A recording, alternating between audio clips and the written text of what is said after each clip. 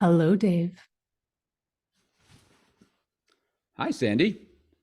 And live from Transylvania, it's the Sandy and Dave Show, Halloween edition. May I Hmm. say that I love what you're wearing today?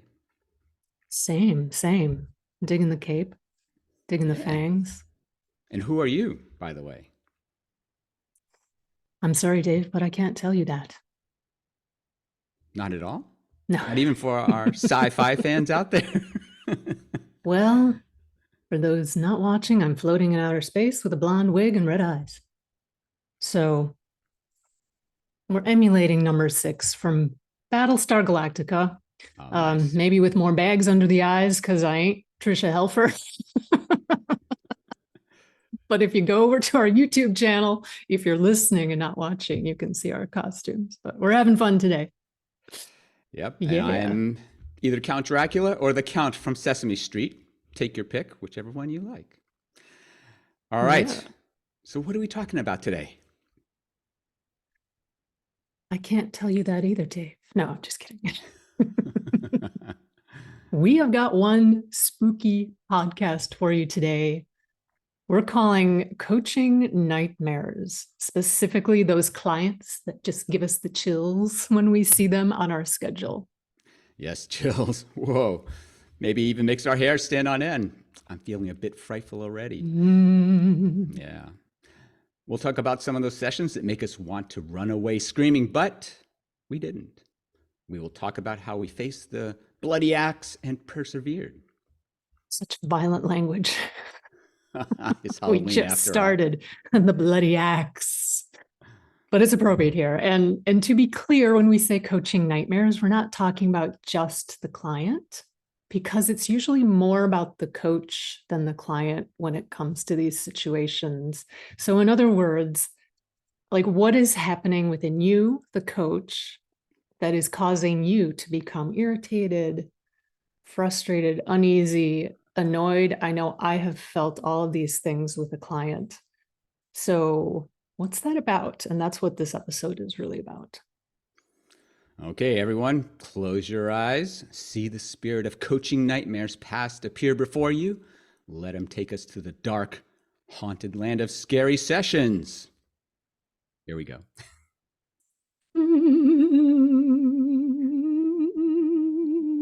Pretty good, I huh? would throw in an evil laugh, but not sure I can pull that off right now. That was All awesome. right. This wig is so itchy, man. Um, again, head over to the YouTube channel to check it out. It's truly a fright. Speaking of scary things. Exactly. But we're talking about coaching nightmares today. Let's start with the talker. So the talker, so this is the client who talks a lot, hence the name, the talker. They may be a verbal processor. We like to use that term, verbal processing, when they talk things out. They don't think things out, they talk things out.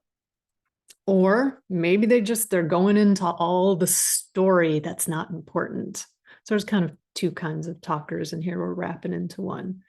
So if I notice in that very first chemistry session that they are they are a talker, I might ask them at the end of that session, like, hey, is it okay when we're working together if I interrupt you once in a while?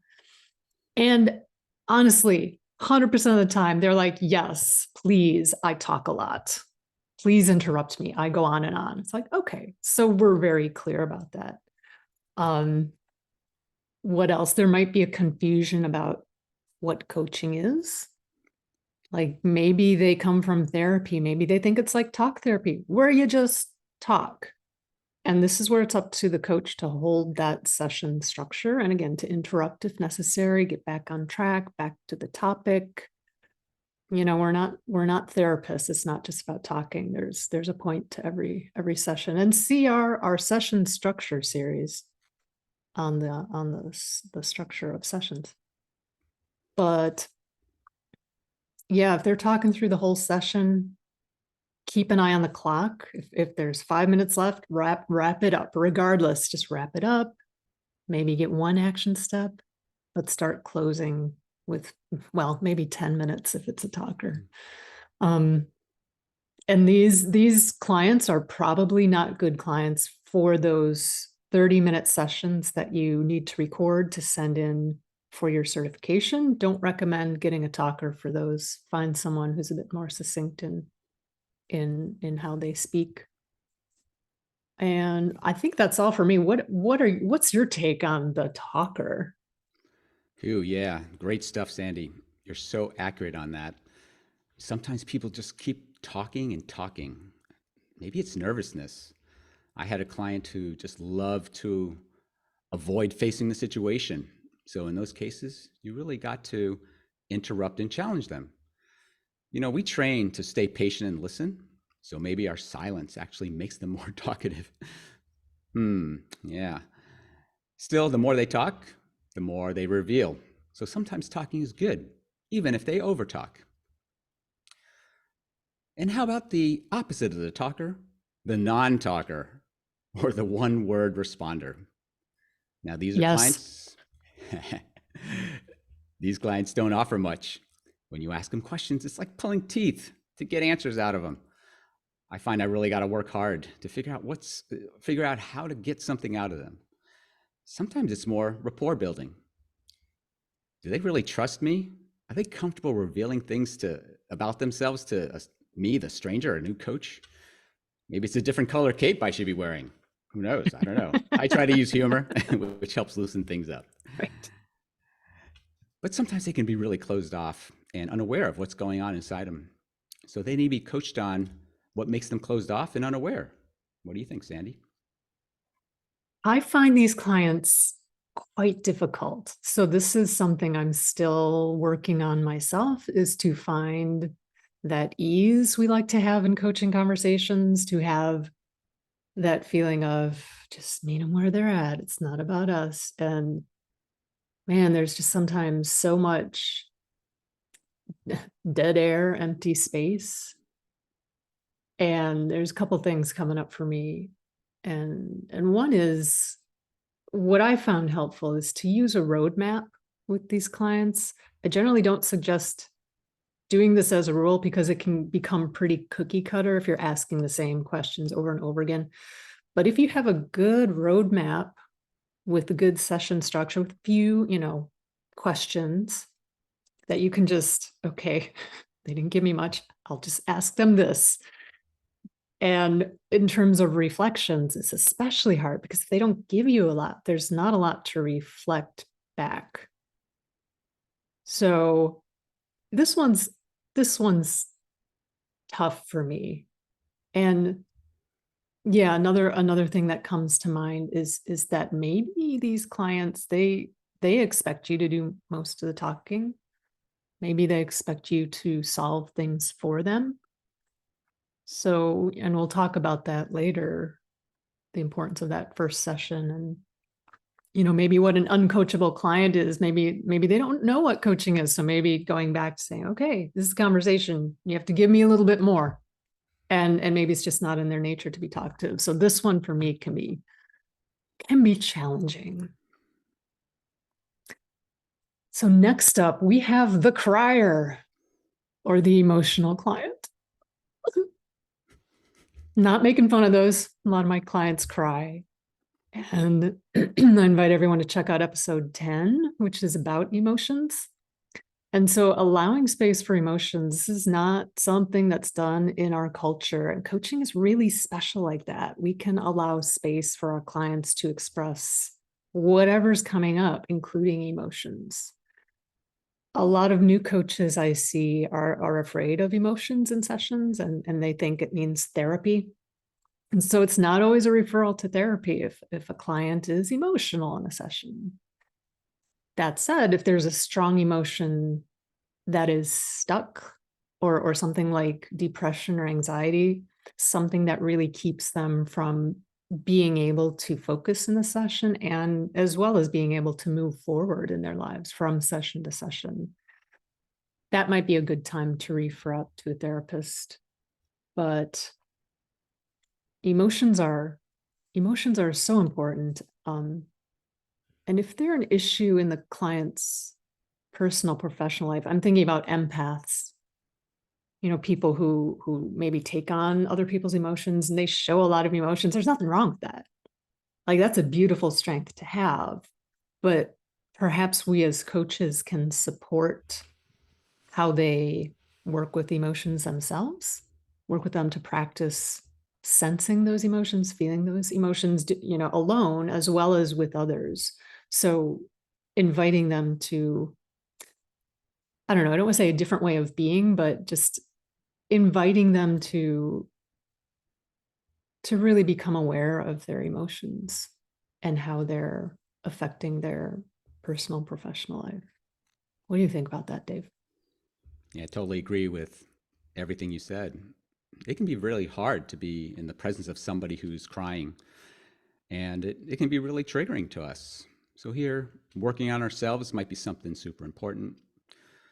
How do we maintain that coaching detachment in sessions so that we can be supportive, to listen with our hearts, to show compassion, and also appreciation for the courage to face whatever it is that's upsetting them, and also bring it forward in a session with a coach and someone who is going to help them out with it too. So what about the opposite? What about the completely unemotional client? Like, they're unable to feel emotions. I mean, at least from the coach's perspective, maybe it looks like they're unable to feel emotions, sense emotions. And I like to refer often to the three centers of intelligence: head, heart, gut. Our culture is very head centered. We live a lot in our heads. And on top of that, I know I prefer the head center. I do a lot of thinking. And we're going to talk more about thinking, feeling language in our language episode coming up. Excited about that one. But I invite clients. Well, first of all, I maybe reflect back. I notice there's a lot of thinking going on. What's going on in your heart? I invite them into that space, and they may not understand that. And it's interesting because a heart-centered client, even if they're talking a lot, when you ask them, what does your heart say? They are there. They're like, it says this. And they know. But head-centered, head-focused thinking clients who don't have a connection to that emotional side of them, it's hard. So I don't know, the phrase meet them where they're at is coming up again. This one is hard for me though. What are your thoughts? Yeah, it's pretty common in my sessions to meet people who think way too much. I think it's one of those things that is pretty pervasive in society today, that we kind of celebrate reasoning and thinking and the internet giving us information at our fingertips. But oftentimes, if you do that too much, you may get to overwhelm, uncertainty, fear of the future, all this kind of stuff. And all it takes is what you said: connect with the heart and gut, connecting to your intuition, your emotions, who you are. And often they find solutions there where they could not find with just thinking alone. So, yeah, I'm with you on that one. And being gentle sometimes needs to happen. Something is causing that disconnection with their emotions or ability to express that. So sometimes lots of compassion is needed, and we have to build that rapport with these clients to build that trust, to be able to draw that out from them. And then sensitivity to their timing. How can they move towards these emotions which they seem to be avoiding or haven't ever touched for so long, and why that might be, and how they want to move there to this more desirable place. Very important. All right. Next up is the client who agrees to homework and then comes back saying they didn't do it. Oh man, these guys make my vampire teeth chatter. Holy moly. Um, for those of you who may not use that term, homework is this stuff that we give to people after a session to say, oh, this is the stuff that you do afterwards that may result as from a session. And in session, they agree, right? They might say, yeah, I'll do it. But Are they one of those people that just agree to everything? Maybe to avoid conflict. Maybe they're people pleasers too, that they don't want to anger you, the coach. So they say, oh yeah, I'll do it. And all these and more are prime coaching topics to explore, usually the next session when you realize they didn't do the homework. So some of these things might need to be resolved first before they can do anything at home. What do you think, Sandy? Mm-hmm. Yeah, I often assign, well, not often, once in a while, if it comes up in a session, I'll be like, oh, there's this great assessment. Would you be interested in doing it? And you don't have to. And they're always like, yeah, that sounds really cool. So I'm like, I will email you after this session with that assessment, with the idea that we'll discuss it at the top of the next session. And this isn't even action steps during, the planning part. I mean, it could be as well, but yeah. And then they're like, well, I didn't get to it. And I get it. People are busy. Um, but honestly, I don't check in at the top of a session. So I might have it in my head like, they didn't do it. They're not bringing it up. I know they didn't do it. Maybe they're embarrassed or whatever. But if a client continually shows up not having accomplished what they wanted, and this can be homework like assessments or action steps, short-term goals, SMART goals, I will definitely ask about this, because if they're coming to the session bringing the same thing week after week after week after week, I'm going to say, hey, client, I'm noticing that you've been bringing the same topic for the past 5 sessions, and we're not really making any progress. What are your thoughts on that?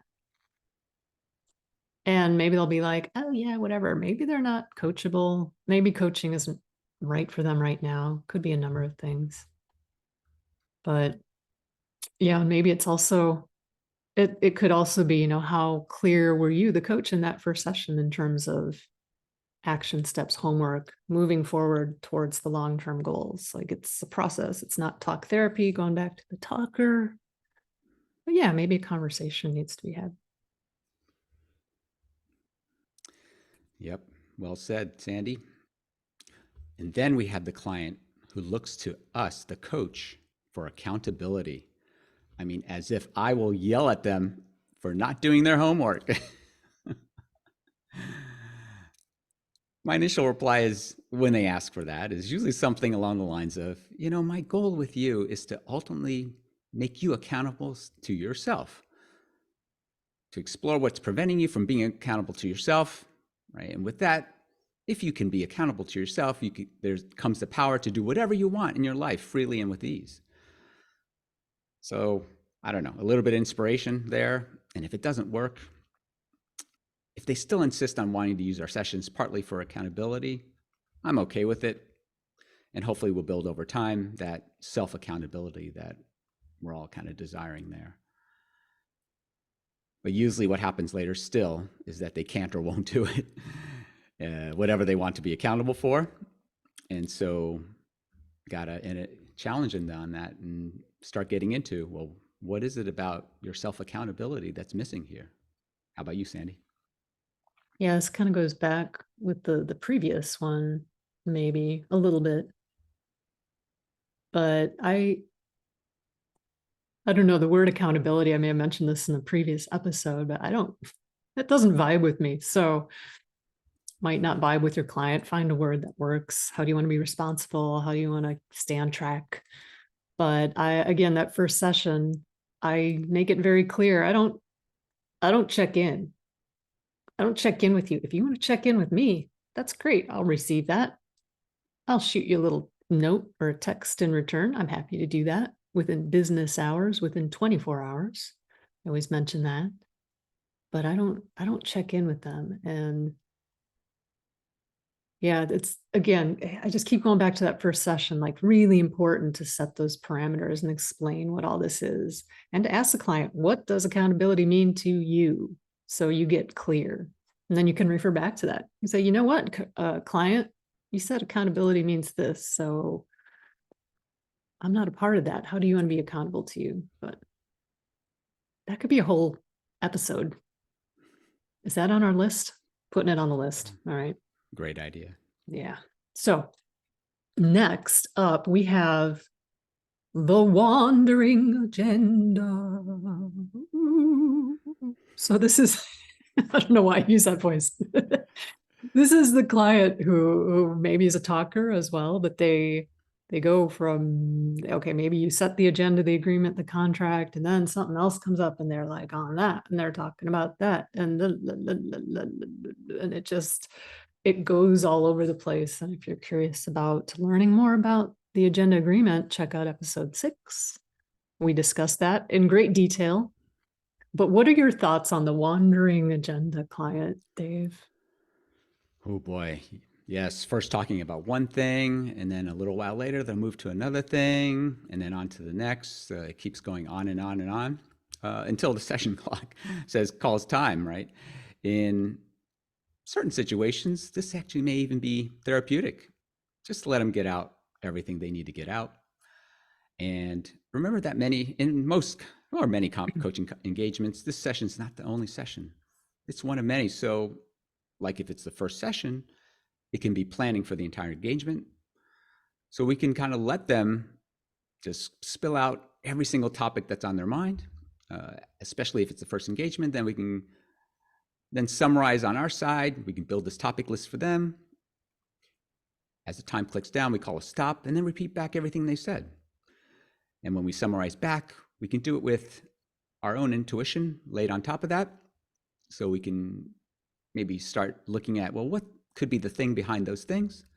We throw it back to them and ask, well, where do you want to take your coaching from here? But if it's not the first session, though, what do you do then, Sandy? This is the coach's job to keep the client on track. So this isn't the client nightmare. This is all about the coach, which we mentioned at the top of this episode. So if you find that the topic, focus, agenda, agreement is wandering, ask if they want to go there. I'm noticing you're talking about this. Is this what you want to talk about? Some clients, they have a lot to get out, express, allow for that for sure if they're a talker, but stay on track. It's your job as a coach to stay on track. I also want to mention, I have a lot of clients with ADD, ADHD, and it is hard to keep them on track. And they know this. So again, in that first session, I might ask, okay, I might observe and say, I notice there's a lot of talking, there's a lot of wandering. Is it okay if I interrupt you in future sessions? Usually they say yes. Again, yes, please.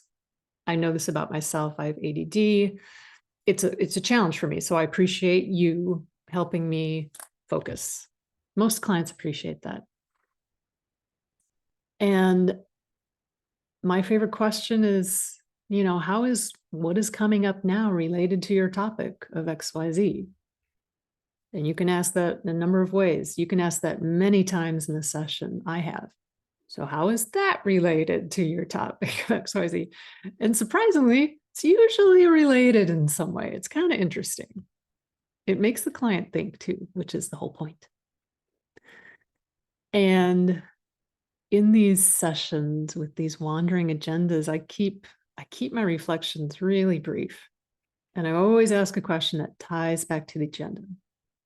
If I sense that agenda is wandering, always tying back really helps keep things on track. And your clients won't know you're doing this because they're in their heads. Remember, they're getting all thinky. So it's your job as a coach to tie it back to the agenda, keep the session moving forward.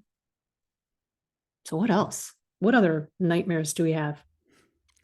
Well, there are the ones who are always late to sessions. You know what? We all have a ton going on. But I can't help wondering what is going on with this client. Someone who can't or won't keep a commitment. I mean, we're all here to do coaching. It's for their own benefit. I'm not their friend. I don't have any feelings that are going to be hurt. But you can't help wondering, how important is this coaching session or coaching in general to them? It seems kind of lost on them. Well, The inevitable result is that sessions get cut short. We may not be able to accomplish as much as we wanted to. Now, on the coaching platforms, we still get paid, but the clients aren't getting the full value of that benefit. But it does eventually lead to a challenge on whether coaching's really important to them or not, relative to everything else that's going on in their lives. What do you think, Sandy? Yeah, I have to say I get a lot done when clients are late. So yay me. I'm getting paid for checking my email. But I do have several clients who consistently are 2-3 minutes late, and 3 minutes in a 30-minute session, it's a lot. So maybe they have meetings that run over. It's out of their control. That seems to happen a lot. They're coming from another meeting, or they had another meeting that was just scheduled. Or yeah, do they care? That's a question to ask. Are they not giving coaching time?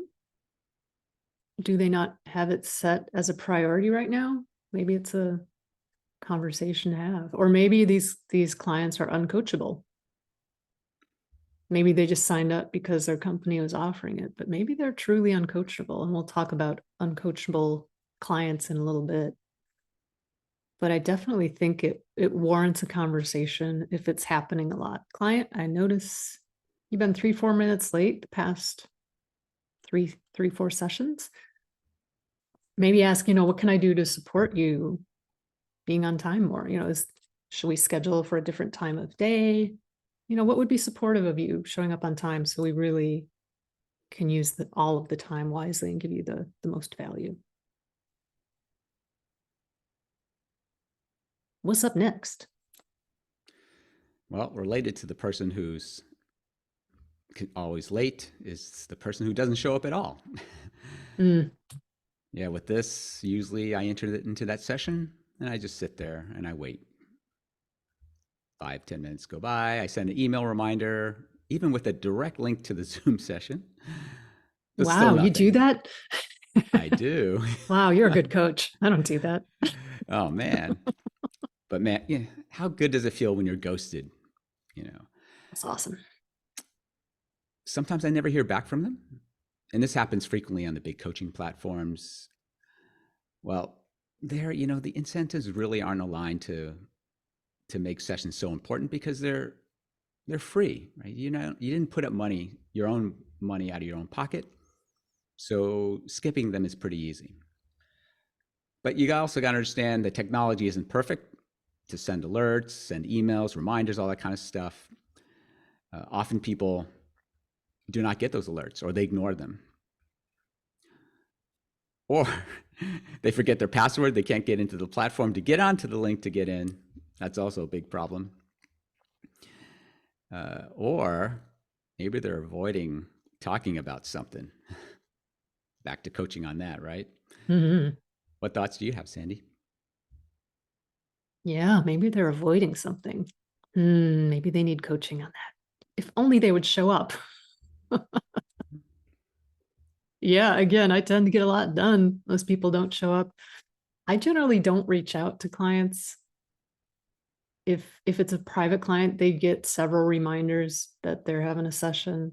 I know the platforms we work for, they send out reminders, several reminders. So I don't know, man. I'm like doing the big old shrug here, like, I don't know, but I get a lot done when someone just doesn't show up. I get paid for it. It bums me out because I'm like, the client, but I don't feel like I want to push a client to be somewhere they don't want to be. And, but it is frustrating for me as a coach because that time slot could have been filled by someone who wanted coaching. So that's my main gripe about no-shows. Not really in my control, but I do get frustrated that I could have been coaching someone who wanted to be there.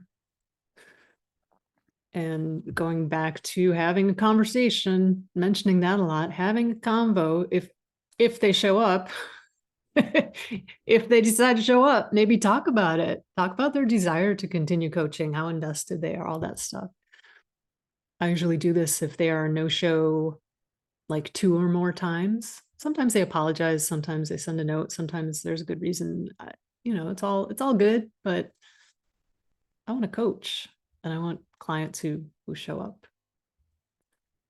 So all of this is to say about these nightmare clients. Well, it's really two things when it comes to these clients. First is what we've kind of been talking about. Like these clients aren't really nightmares. It's more about what's going on in the coach that's causing you to be uncomfortable, and how do you become comfortable with that?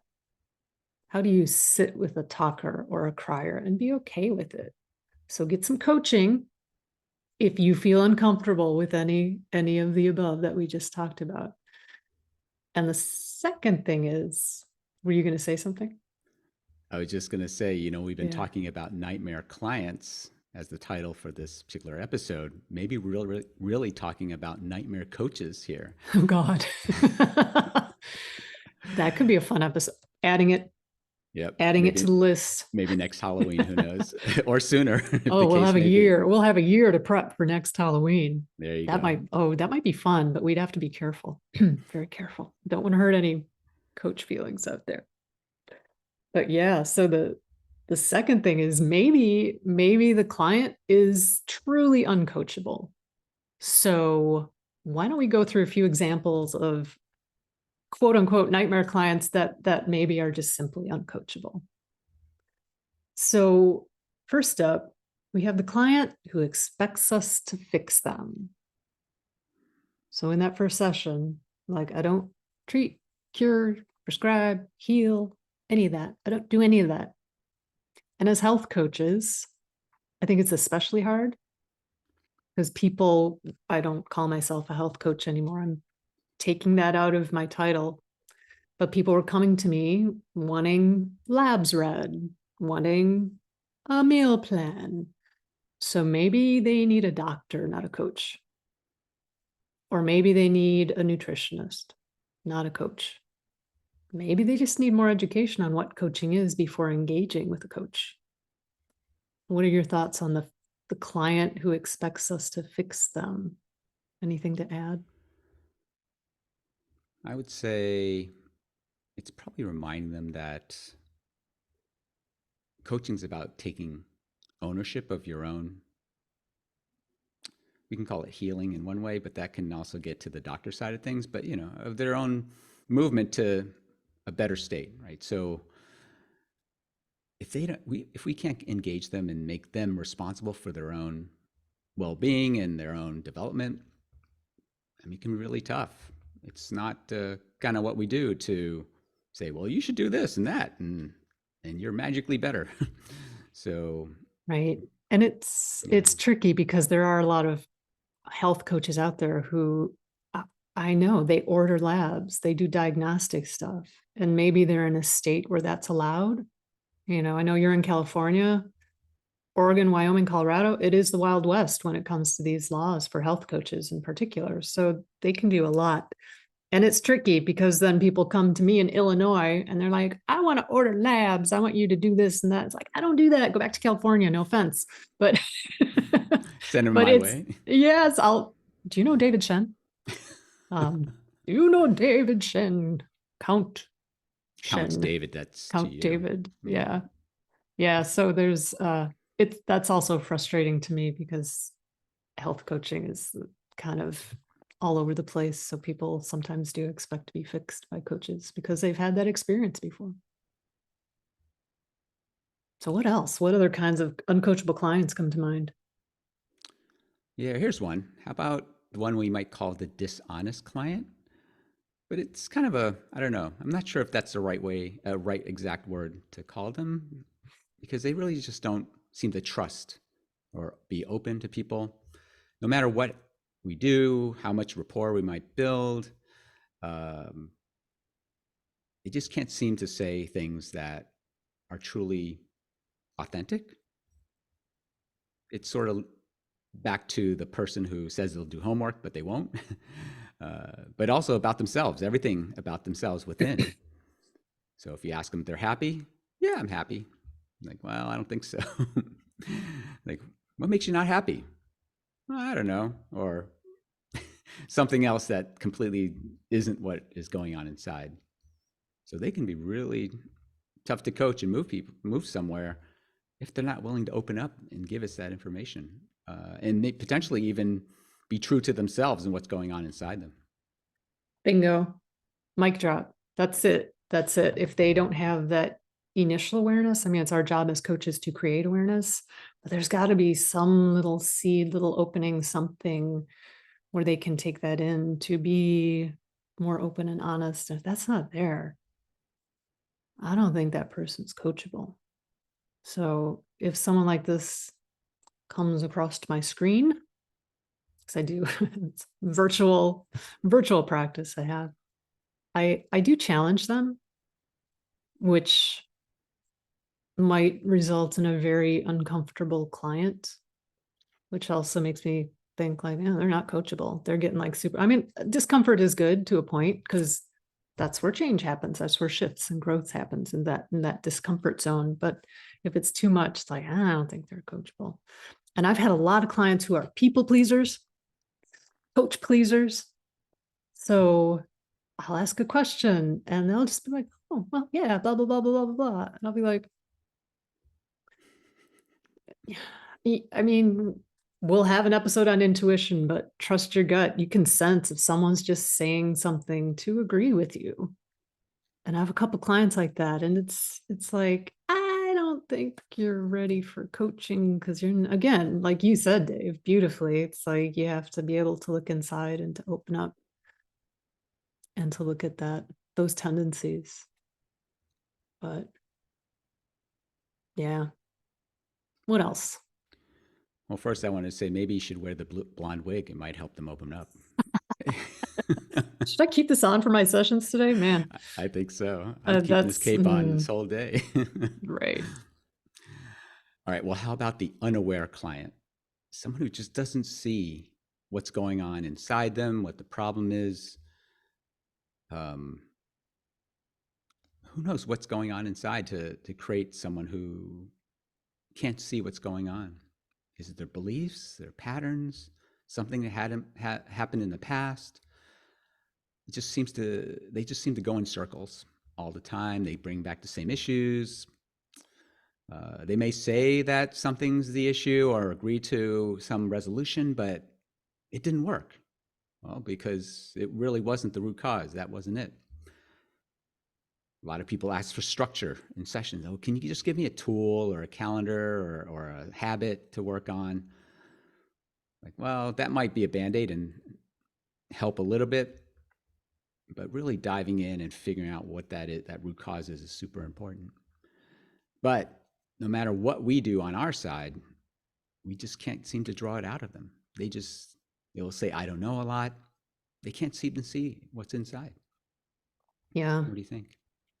Yeah, that I don't know. And we're taught as coaches to give them space. If they say, I don't know, it's like, but you do know, and I'm going to wait until you figure it out. And it's like, the sun has risen and set and risen and set, and they're still thinking because they're just so unaware. And this maybe ties back to the dishonest client. Maybe they just don't know. And as coaches, and the more you coach, the more you develop that intuition. So you might see something deeper going on. We're like, oh, this might be worth exploring. And they don't see it and they don't get it. And everything stays very surface. So again, the phrase meet them where they're at comes to mind. But if that's not your style of coaching, that can be really frustrating. If you, the coach, strive to go deeper and want to invite your clients to a deeper space. So I don't know, maybe this person is coachable, but only on the very, very surface. And maybe if they have a coach who can stay with them on the surface and open up those little seeds and pockets of awareness, maybe someday they'll be willing to go deeper. Maybe. I don't know. So going along with that, the client who refuses to look inside at all, who blames the external, blames other people. And, we coach the person in the room, not the third party. I bring this up if someone starts going in the story and blaming their boss, blaming their parents, blaming, well, if it's their parents, I'll refer them to therapy. But I'm kidding. But if they talk about others, it's like, what about you is causing you to blah blah blah, and they don't see it. I don't think that's a coachable person. Maybe more education's needed on coaching. I don't even know if challenging them would do anything. But what are your thoughts on this type of person? Yeah, you said it before. It's really important to remind them, hey, you are the one that's sitting in their session. They are not, so we can't talk to them. But what can we do here with you? And but sometimes you'll meet these people who can't seem to let that go, and there's something deeper there. So that might be an avenue of coaching, which is to try to dive. Well, why can't you let that go? Why can't you see your side of it? And if they still can't let that go, then it's possible that if they don't get past it, they can't be coached on this or anything until they work on this part. And that could mean therapy or something else. Mm-hmm. Right. All right. How about the extremely complex client, the person who comes in and has a whole deluge of stuff that's happening to them? They lay it out in the first session or every session. And then you go, okay, what would be most helpful for us to get through out of coaching today? Because they've laid all this stuff that doesn't seem to be a focus anywhere, but the client doesn't know either because there's so much stuff here. You might suggest something here to check for resonance. Maybe you get something, but often it's like, I don't know, man, or I don't know still, or you even might try your intuition. Maybe there's something that you can kind of tease out through something inside you. That often works. But sometimes we always got to reflect that back to the client and say, oh, well, it looks like maybe we should work on the basics here, sleep, stress, and all that stuff, because it looks like your energy is like zero. So what about doing that before we tackle the higher level thing that's happening here? And sometimes that works, but other times they go, no, I really want to tackle that higher level thing. Like, okay. Yeah. Yeah. Yeah. It's frustrating. You mentioned going back to basics. That's a great, I like that. And sometimes doesn't occur to me to offer that. Like, what are your thoughts on just working on the basics? Sleep, stress, like diet, like what's going on there? And I don't think that'd be leading too much. You invite the client in, you ask in a way that is client led, but maybe that's what's needed. And as you were talking, I was thinking of a client in particular who had just moved, new job. I mean, everything. And on top of that, she was just really stressed. She's a bit of a stress bomb and a lot going on. And she wasn't happy, but she was overwhelmed. It was just overwhelming to her. Life was overwhelming. And I think we had 3 sessions and we were not getting anywhere. And I did refer her back to her therapist because there was just this everything, everything, everything, everything, everything. And she could not focus on coaching. She couldn't focus on one small action step. She didn't do the action steps we discussed in the 2 previous sessions. So yeah, I was gonna say, I wonder if this extremely complex client is always a referral to therapy, but you are bringing up like basics, getting the pillars of health in line might be a way to go with this client. Yeah, I agree with you. There could be some possibilities there.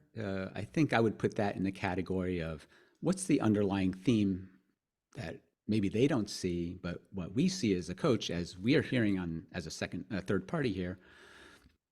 And one theme could be drawn out. It's like, you don't have the capacity to make any move in any That's it. direction.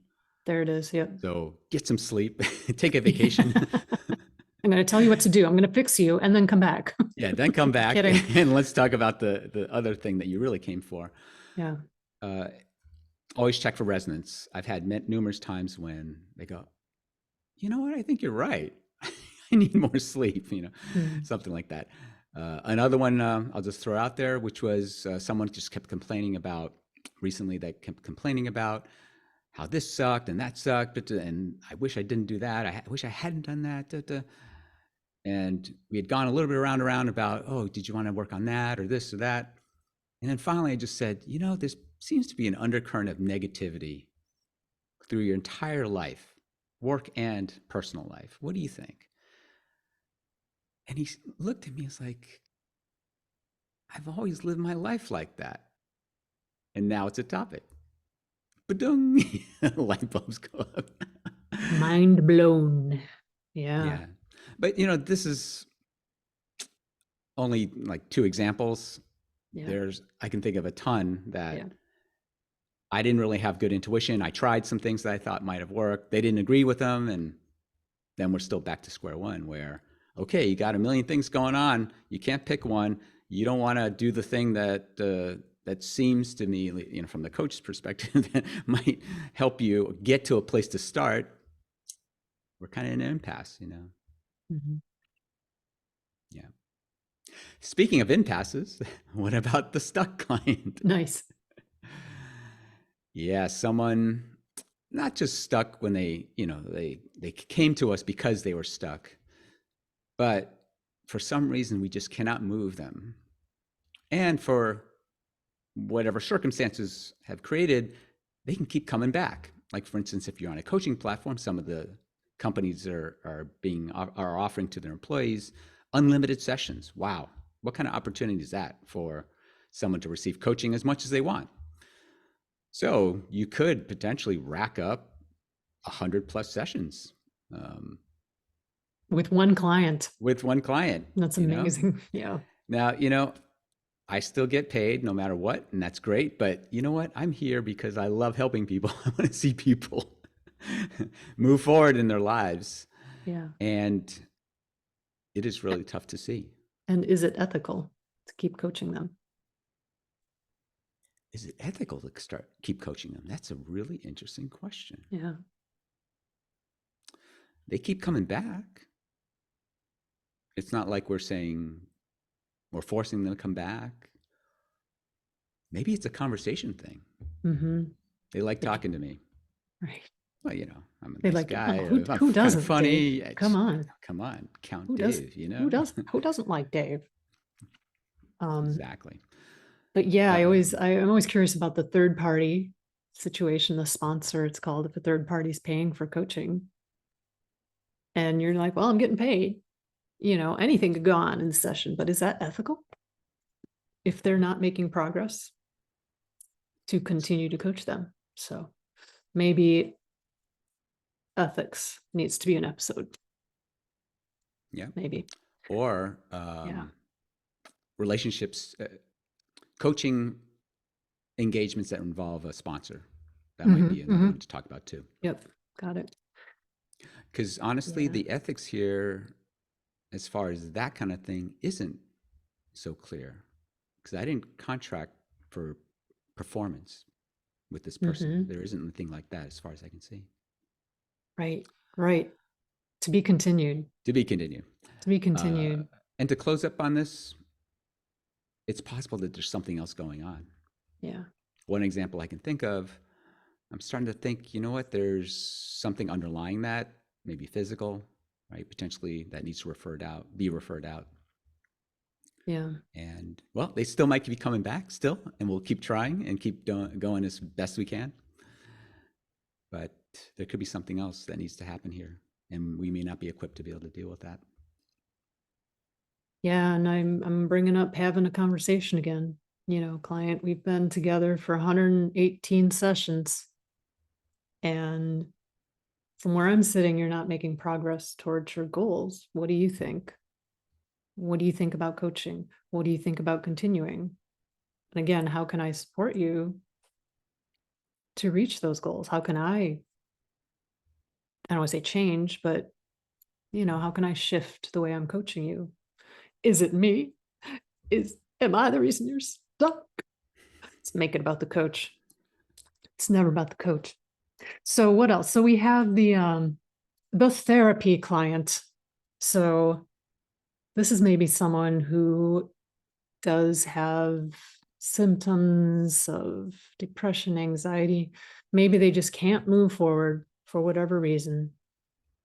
And that client I mentioned earlier who was overwhelmed, there was anxiety, a lot of anxiety there. And so I referred her back to her therapist. And you say, I want you to be supported in the best way possible. I don't feel like I'm that support for you right now, but I want to be here for you when you're ready to come back to coaching. And you can do that in a very gentle, compassionate way. So all of this is to say, again, have a good chemistry session. Are they coachable? Are they not? See episode 4 on coachability, where we dive a little bit deeper into this topic. But if you work for a big coaching company and don't have the luxury of choosing your clients, like you and I work for a couple of those big companies, you don't have that chemistry session and you don't get to choose. You don't say, you know what, client, I don't think we're a good fit. Here's someone else I recommend. And you push off that uncoachable client to some other coach. That's terrible. I would never do that to you, Dave. But what are your thoughts on that? Like when you have no control over taking on a client or not? Yeah, I think people have said at any time we can always say, I think, that, hey, I'm not sure I'm the right person for you. And then they can kind of go back into a magical AI matching program that that these coaching companies have to find someone else. But you can keep trying if you like. They're sticking with you for whatever reason. It's the rapport, it's the blonde wig, it's the cape, who knows why, Okay, we'll give it our best shot. Even when I say I don't want to, I'm not sure I'm the right person, I often couch them. My conversations or reflections with this, like, well, let's see. If you went to therapy, it could be a lot faster. But if you stayed in coaching, it would be more effort on you. You'd have to pay attention. You'd have to really work towards it, put more effort towards it. And yeah, it might take longer. We might get there. So they can kind of choose whether it's therapy or sit here for the best things that we could do here, or if it's completely somebody else too. Yeah, well said. Well said. So all of these different types of clients are good reminders to meet them where they're at, unless they're maybe truly not coachable. But meet them where they're at, not where you want them to be or where you think they should be. And that alone should calm a lot of these triggered feelings you may be experiencing as a coach when you're coaching a nightmare client. And if you would like some coaching on whatever's going on within you that's causing you to be uncomfortable or triggered by these nightmare clients, we love working with and mentoring coaches. So Dave, where can coaches find you if they want more info on working with you? CoachDshen.com. And what about you, Sandy? Battlestar Galactica? No. SwansonCoaching.com. That's where they can find me. And by the way, we want to thank our awesome coaches, Gianna Finch, Madison Huber-Smith, and Karen Panico for helping us with their spooky ideas for this podcast. Thank you very much. Yeah, thanks, guys. And we'll put some resources in the show notes as always. And we will see you next time. And remember, kids, have a safe and wonderful Halloween. Trick or treat. Bye, Dave. Bye, Sandy. See you next time. I gotta get this wig off, but it's itching. I know this cape, man. It's like there's something about it. Is it fleas or something? I don't know. Did you say fleas? Flea.